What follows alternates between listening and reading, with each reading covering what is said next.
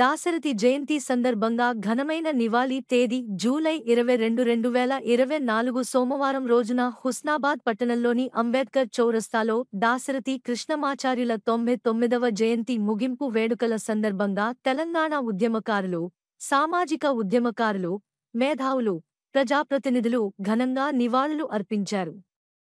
Dasarathi 1925 July 22న ఇప్పటి మహబూబాబాద్ జిల్లాలోని చిన్న గూడూరులో జన్మించారు. దొరలు, జమీందారులకు, నిజాంకు వ్యతిరేకంగా అనేక పోరాటాలు నిర్వహించడం జరిగింది. బుద్ధుని బోధనలను ప్రచారం చేస్తూనే అభ్యుదయ పంథాను కొనసాగించాడు.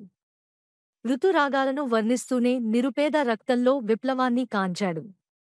తెలంగాణను కలవరించిన కవి సింహం దాశరథి నా తెలంగాణ కోటి రతనాల వీణ అని నినదించాడు. మొదట కమ్యూనిస్ట్గా, తరువాత కాంగ్రెస్గా నిజాంపై పోరాటం సాగించాడు. ఆ చల్లని సముద్రగర్భం దాచిన బడబానలమేంతో అనే చైతన్య పాటలను రచించాడు. రుద్రవీణ, తిమిరంతో సమరం అనే కవితలను రచించాడు. తెలంగాణ రైతాంగ పోరాటాలకు తొలి దశ తెలంగాణ ఉద్యమం, మలిదశ తెలంగాణ ఉద్యమాలకు దాశరథి చేసిన పోరాటాలు, రచనలే స్ఫూర్తి. ఆయన ఆశయ సాధనకు కృషి చేయాలని కార్యక్రమంలో పాల్గొన్న వక్తలు మాట్లాడినారు. ఈ కార్యక్రమంలో పాల్గొన్నవారు హుస్నాబాద్ నియోజకవర్గం జేసీకో ఆర్డినేటర్ మేకల వీరన్న యాదవ్, టీపీసీసీ సభ్యులు, మాజీ సర్పంచ్ కేడం లింగమూర్తి, స్ఫూర్తి అధ్యక్షులు పందిళ్ల శంకర్, రచయిత వడ్డేపల్లి మల్లేశం, యాదవ చైతన్య వేదిక రాష్ట్ర అధ్యక్షులు గొర్ల ఐలేష్ యాదవ్, మాలమహానాడు రాష్ట్ర బాధ్యులు వెన్నరాజు, ఉపన్యాసకుడు ఇల్లందుల లక్ష్మణ్ గౌడ్, అడ్వకేట్ పొన్నాల ఫ్రాన్సిస్, మైదాంశెట్టి వీరన్న, గడిపే కొమురయ్య, గడిపే బాలు, పచ్చిమట్ల శ్రీనివాస్ గౌడ్, మాటేటి శ్రీనివాస్, ఆంజనేయులు, నాంపల్లి సమ్మయ్య తదితరులు పాల్గొన్నారు.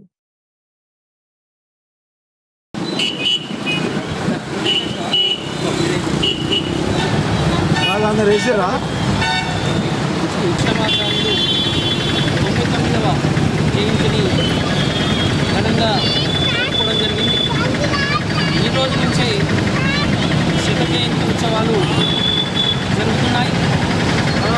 నిజంగా దాశరథి కృష్ణ ఒక పక్క అభ్యుదయ భావాలను కొనసాగించడం జరిగింది. ఒక పక్క బుద్ధుని బోధనలను వివరిస్తూనే మరి తిరుగుబాటు భావాన్ని కలిగి ఉన్న మహాకవి దాశరథి కృష్ణమాచార్యులు ఆ రోజు నిజాంను ఎదిరించి మరి ఎప్పుడైతే నిజాం ఎర్ర జెండా పైన నేను ఒక సింహాసనాన్ని అధిరోహిస్తానే క్రమం లోపల కాసిం రజ్వీ నిజాం యొక్క కాళ్లను బంగాళాఖాతంలో కడిగి నెత్తిన మోసుకుంటా అనే క్రమం లోపల దాశరథి ఎదిరించి మరి జైలుకు వెళ్ళిన వ్యక్తి మన దాశరథి కృష్ణమాచార్యులు. కాగితాలు లేకుండా కానీ ఆ జైలు గోడలపైనే మరి బొగ్గుతో తన కవితలను కూడా రాసిన అనేక నిజాం పైన అనేక విధాలుగా పోరాటం చేసిండు. తెలంగాణ నిజంగా తెలంగాణను మరి తెగిపోయిందో ఆ కోటి రత్నాలను మళ్ళీ కొనసాగించాలి అని తెలంగాణ రచనలో పనిచేసిన మహానుభావుడు దాశరథి.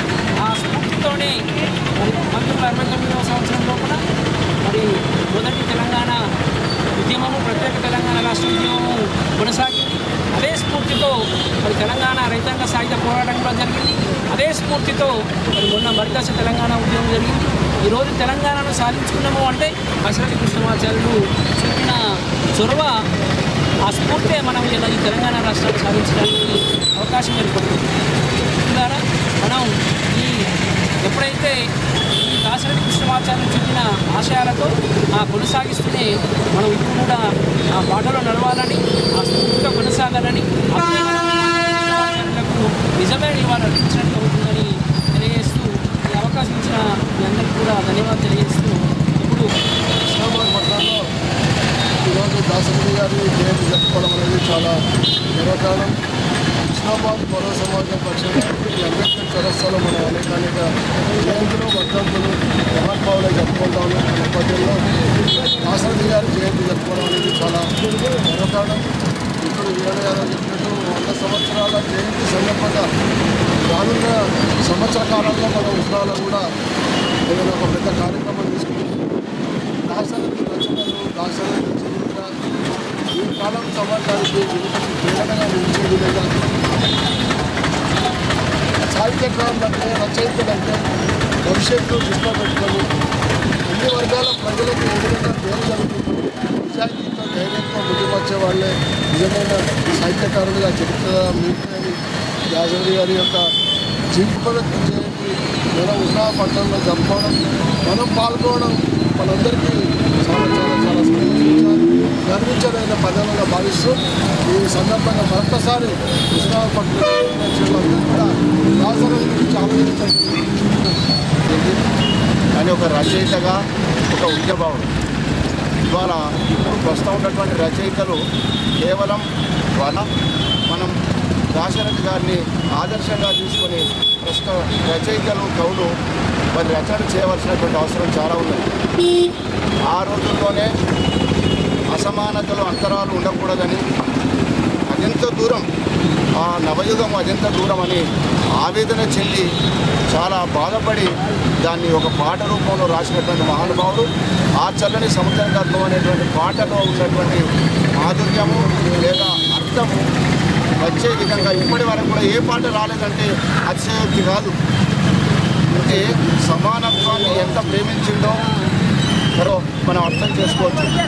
ఆ భావన కలిగి ఉన్నాడు కనుకనే ప్రభుత్వానికి వ్యతిరేకంగా తిరుగుబాటు చేసిండు, జైలు పాలైండు.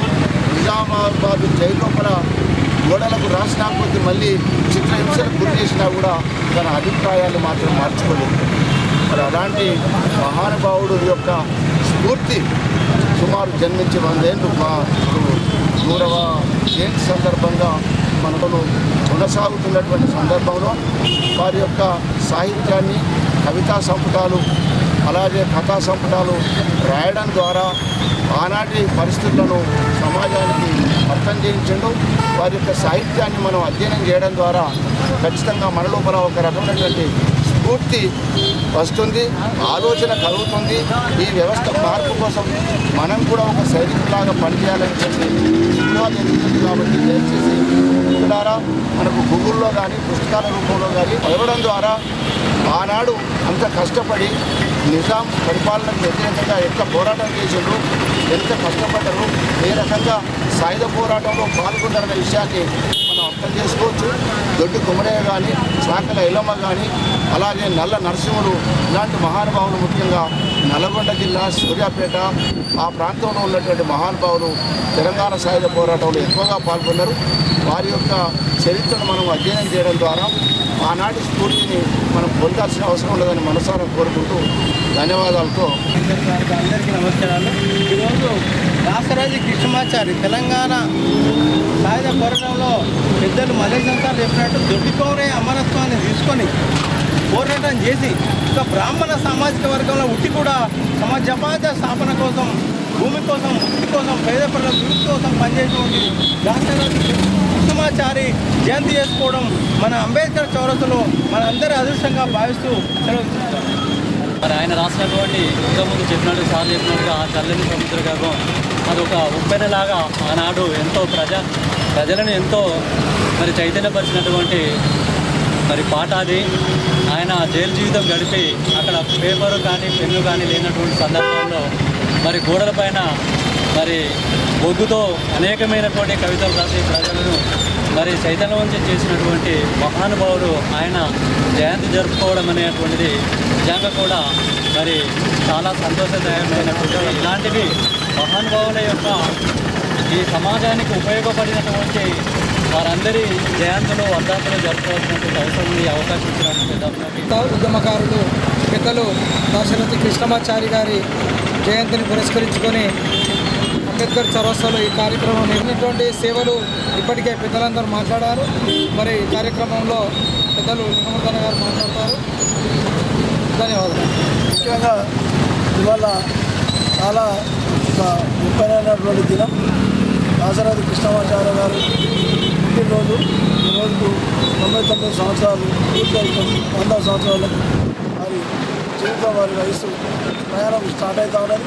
ఈ కార్యక్రమంలో ఉన్నటువంటి హుస్నాబాద్ అంబేద్కర్ చౌరస్తాలో మేధావులు, తెలంగాణ వాదులు, రిటైర్డ్ ఉద్యోగస్తులు, అన్ని పార్టీల నాయకులు అందరికీ సమాచారం గురించి మాట్లాడడం జరిగింది.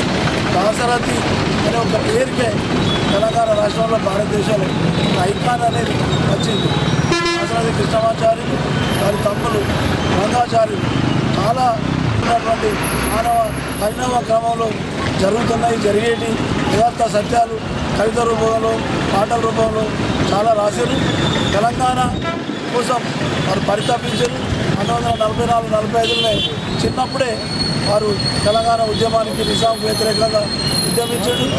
ఆయన చాలా అగ్నిదారులు అనేటువంటి ఒక పుస్తకం రాశాడు. రుద్రవీణ అనే ఒక పుస్తకం రాశాడు. ఇట్లా చెప్పాలంటే ఎన్నో రచనలు రాశాడు. 99 సంవత్సరాలు పూర్తయి 100 సంవత్సరాలు ఉన్నప్పుడు ఆయన జీవితం అడిగిస్తున్నటువంటి ఇంకా ఒక సంవత్సరం కాలం ఉంది. చాలామంది ఇక్కడ ఉండే మేధావులు, కవులు అందరితో ఈ ఏడాదిలో 1-2 మీటింగ్లు పెడదాం. అన్ని పార్టీల సహకారం తీసుకుందాం. అవసరం అనుకుంటే ఒక కళ్యాణ మండపమే ఒక 5-6 వేదికల కోసం మాట్లాడదాం. ఇక్కడ ఇవన్నీ మనం ఎందుకు చేయాలంటే వాళ్ళు మనకు చేసినటువంటి త్యాగాలు, వాళ్ళకు మనకు ఇచ్చినటువంటి అవకాశాలకు మన కృతజ్ఞతగా మనం చేయాల్సినటువంటి బాధ్యత ఉన్నదని మనందరం భావించేద్దాం. దాశరథి మీద పాఠ్య పుస్తకాల్లో కూడా లెసన్స్ ఉన్నాయి. ఇంకా విరివిగా రంగాచార్యుడు గారి మీద, వాళ్ళ తమ్ముడి మీద కూడా పుస్తకాలు రావాల్సినటువంటి అవసరం ఉన్నది.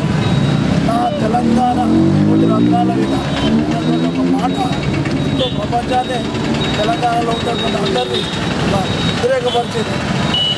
తీగలు తెచ్చి అభినందించావు, నైజాం పిచ్చాజమా ఇప్పుడే మన మల్లేష్ అన్నట్టు మరి ఆ చల్లని సముద్ర గర్భంలో వచ్చిన మన పాటలు ఎంతో అన్నట్టు రాచిన పాటలు ఎంతో ఇంకా ఆ పాట ఇప్పుడు కాదు, భూమి ఉన్నంతకాలం అది మానవ జీవితానికి తెలుగు వచ్చిన వాళ్ళకు చాలా అర్థం ఇస్తుంది, వాళ్ళకు ఒక మార్గాన్ని చూపుతుంది. వారికి ఇంగ్లీష్ ఉర్దూ కూడా బాగా వస్తుందట. మనం కూడా వేరే భాషలు కూడా నేర్చుకునే ప్రయత్నం చేయాలి. వారు సోషలిస్టు అన్నటువంటి విషయాలు వాళ్ళు రామానంద తీర్థ శిష్యుడు, కమ్యూనిస్టు పార్టీలో పనిచేసాడు, కాంగ్రెస్ పార్టీలో పనిచేసాడు, నిజాంకు వ్యతిరేకంగా జరిగిన పోరాటంలో పనిచేసాడు. తర్వాత కూడా ఆయన సామాజిక చైతన్యానికి ఎంతో ఉపయోగపడ్డాడు. తెలుగు అధికార భాష అధ్యక్షుడు కూడా మన దగ్గర మన రాష్ట్రాలు ఆంధ్రప్రదేశ్లో పనిచేసాడు. ప్రపంచ దేశాలు చాలా తిరిగిండు. వారు ఇచ్చిన భావి తరాలకు అందించాలి, ఆ ప్రయత్నం మనం చేద్దామని వారికి మనస్ఫూర్తిగా జన్మదిన శుభాకాంక్షలు వారి వారసులకు, వాళ్ళ కుటుంబ సభ్యులకు, వారి అభిమానులకు తెలియజేసి సెలవు తీసుకుంటున్నాను. నమస్కారం.